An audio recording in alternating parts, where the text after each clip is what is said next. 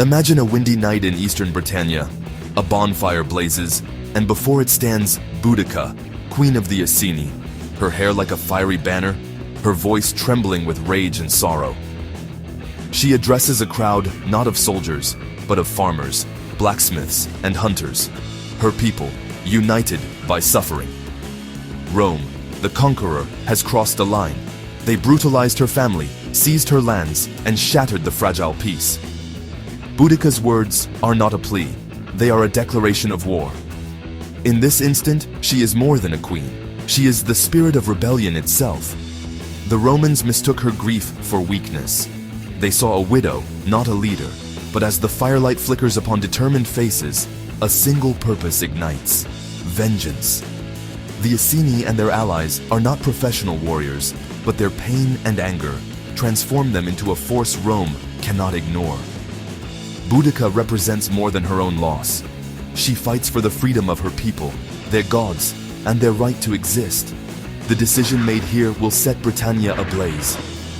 The air crackles with tension. History shifts this night. Boudica, stripped of everything, is about to defy the might of Rome. The roar of the crowd answers her call. The spark of rebellion is lit. The storm approaches. To understand Boudica's fury, we must see the world she inherited. First century Britain was a mosaic of Celtic tribes, independent, proud, and deeply rooted in their land. The Romans arrived in 43 AD, imposing their roads, their cities, and their taxes, demanding submission or destruction. Some tribes fought, others, like the Iceni, chose diplomacy. Prasutagus, Boudica's husband, became a client king, allowed to rule in exchange for tribute and loyalty to Rome. This uneasy alliance brought a tense peace, but Roman influence seeped in deeper and deeper. Roman towns sprang up on tribal lands, and administrators grew bolder. The Iceni saw their autonomy slipping away, their destiny tied to the whims of Rome. Prasutagus walked a tightrope, protecting his people by appeasing the conquerors. But this peace depended only on him. Upon his death, the balance would shatter. The Iceni's independence was an illusion Rome was ready to erase. The stage was set for betrayal. The tide was turning. The storm Boudica would unleash was gathering strength. The death of Prasutagus shattered the fragile peace. In his will, he named Emperor Nero and his daughters as co-heirs, hoping to protect his family and kingdom.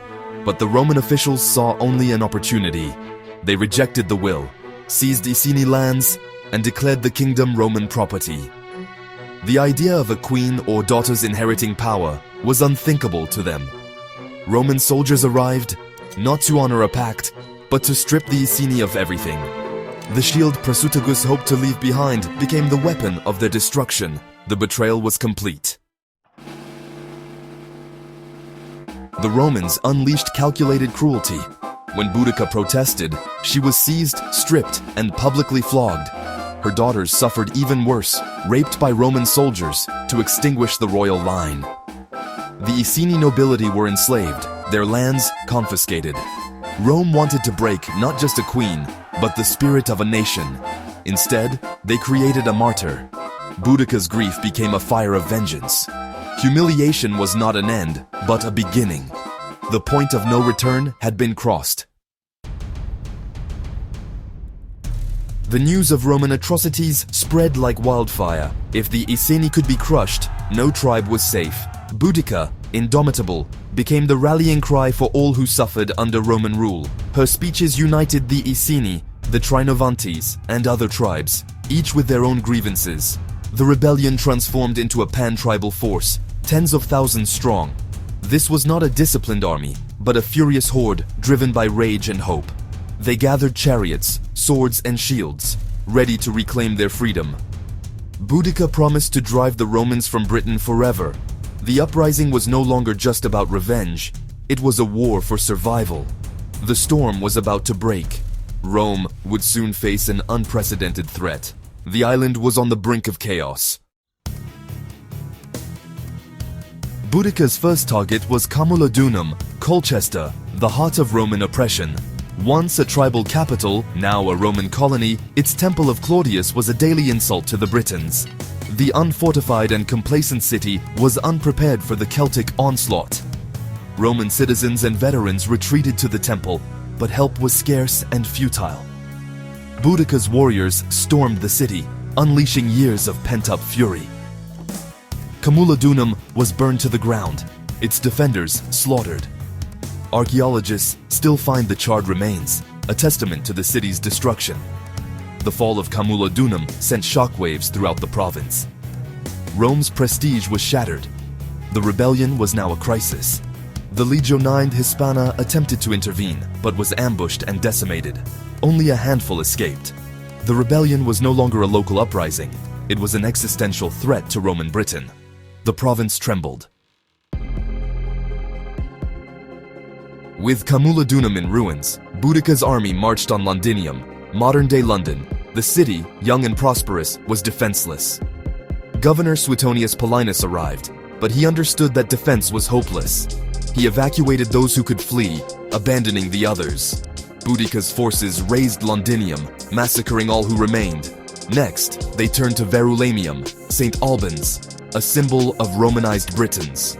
It too was destroyed, its inhabitants massacred. In a few weeks, 3 major Roman centers were annihilated. Tens of thousands perished. The province was ablaze. Rome's grip on Britannia was slipping. The fury of the rebellion was unmatched. The empire teetered on the brink. The world watched Britannia burn. As Boudica's army ravaged the countryside, Suetonius Paulinus gathered his outnumbered legions. With only 10,000 men, he faced a much larger force. He couldn't win by attrition. He needed a decisive battle on his own terms. Suetonius chose a narrow defile along Watling Street, forcing the Celts into a choke point. Boudica, confident after victory, brought her vast army and even their families to witness Rome's defeat. The Celts blocked their own retreat with chariots, certain of their triumph. Suetonius's men prepared for a final stand. Boudica rallied her warriors with an impassioned speech, freedom or death. Suetonius urged discipline and precision. The stage was set for a final, bloody confrontation. The fate of Britannia hung in the balance. The Celts charged, a tidal wave of fury. The Roman line held firm, unleashing volleys of javelins that shattered the Celtic advance. The legionaries advanced, a wall of shields and blades. The Celts, trapped and disorganized, were massacred. Their own chariots blocked any escape. Panic spread. The Roman cavalry encircled the fleeing masses, cutting down everything in its path. Tacitus claims that 80,000 Britons died for only a few hundred Romans. Boudica escaped, but her army was destroyed. Faced with capture and humiliation, she took her own life. Her daughters probably perished with her. The rebellion was crushed, but Boudica's legend lived on. She became a symbol of resistance, not for defeat, but for her courage in defying an empire. The spirit of the warrior queen endures.